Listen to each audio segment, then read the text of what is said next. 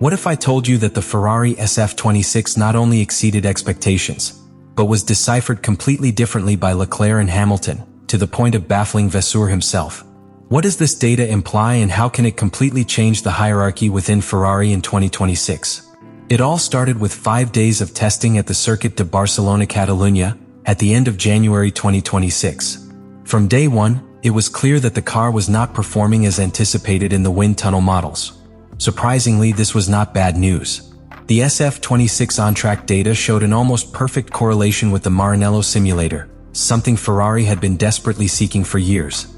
Let us remember that one of the biggest problems with the SF24 and SF25 was precisely that disconnection between theory and reality. What worked in simulations collapsed as soon as they hit the asphalt.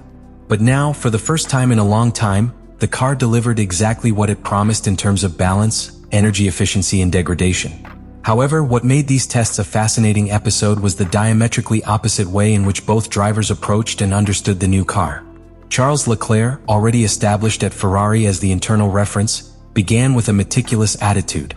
He was looking to regain confidence after a 2025 season that, despite some podiums, left a bitter taste due to a lack of consistency. His approach was the usual: progressive laps, systematic testing, cross-analysis with the engineers. But while Leclerc was still building a relationship with the SF26, Lewis Hamilton seemed to have been born inside the car. Telemetry data began to reveal an uncomfortable truth for the team. Hamilton was not being faster by risking more or squeezing more out of the car. He was simply activating areas of the aerodynamic package that Leclerc had not yet managed to take advantage of. And he did it intuitively, almost naturally. Where Charles braked earlier to secure the line, Hamilton dared to maintain speed in the curve.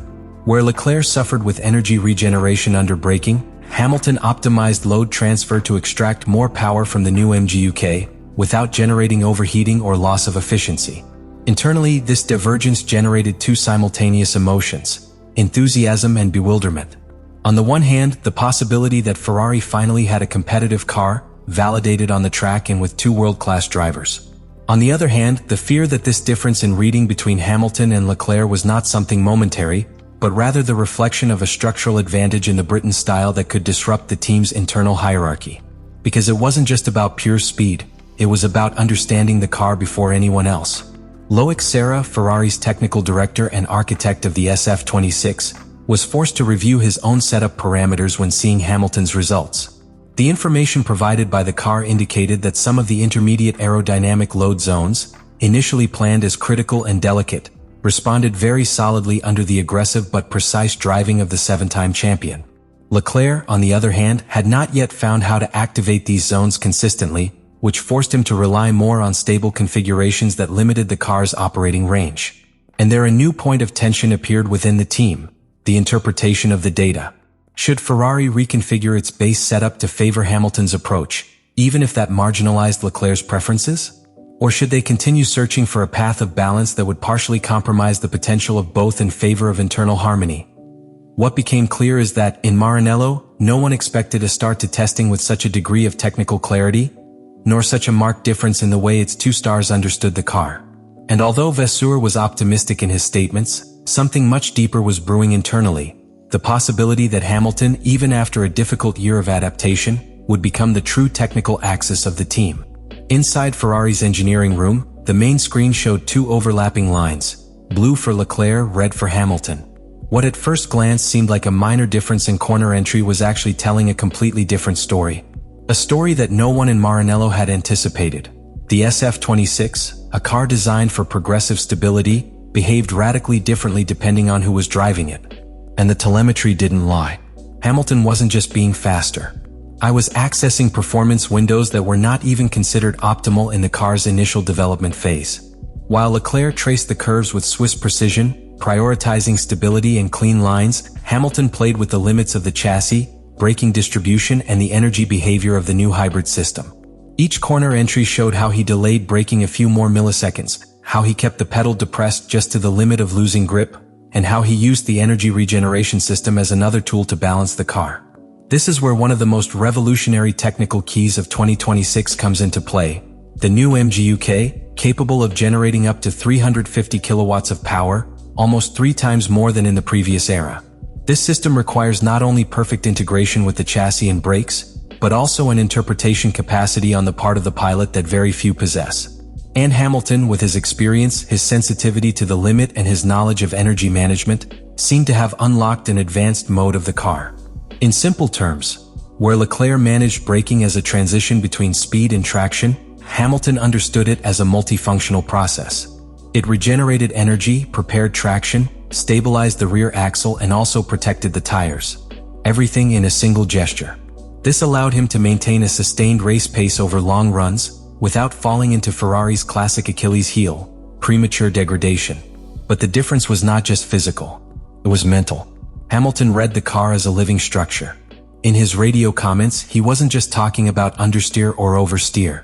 He spoke of activation phases of the aerodynamic flow, of variable lateral resistance in medium-speed curves, of energy latency between the release of the MGUK and the optimal moment of delivery.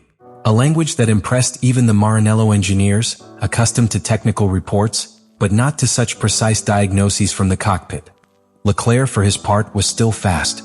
In ideal settings, with clean air and low fuel load laps, he equaled and even surpassed Hamilton in certain sections. But when the conditions changed, high fuel, cross-wind, dirty track, the Monegasque began to suffer with consistency. Not Hamilton. Its performance was predictable, adaptable, and most disconcerting, reproducible. This led engineers to focus much of their analysis on race simulations with C2 tires.